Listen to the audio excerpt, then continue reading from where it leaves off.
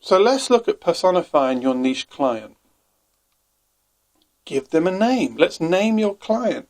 Paint that picture in your mind about their lifestyle. Here's a handy tip. Use existing clients whenever possible.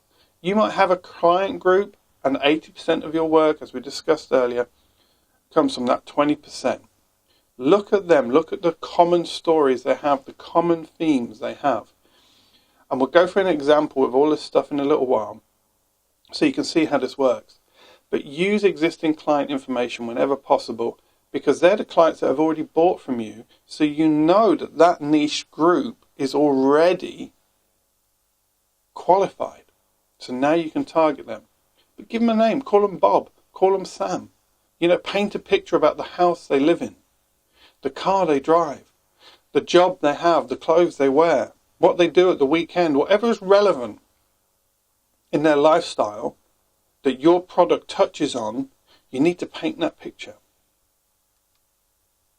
And again, we need to target the right need. We need to target the perceived need, not the actual need.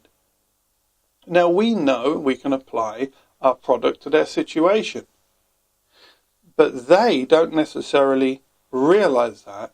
They have a perceived need, and that is what we have to target, not their actual need. And when we target their perceived need, it comes back to what we was talking about in another module. When we target their perceived need, we naturally drift into the language they're going to use, and we're naturally going to actually communicate our services to their perceived need.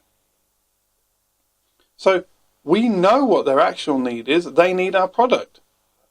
But their perceived need is, actually, I need to solve this problem. So Bob, Sam, Jill, Jane, let's figure out what their perceived need is.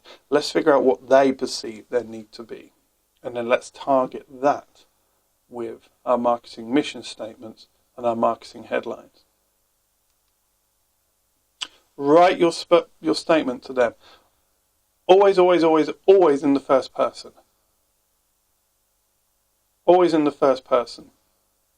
Now, there are some exceptions and some marketing statements where you don't need that, and we'll explore that. But always think in the first person and write in the first person. And like we said before, always, always, always write to Jill, Jane, Bob, Bill in layman's terms, in language they use, not your industry language.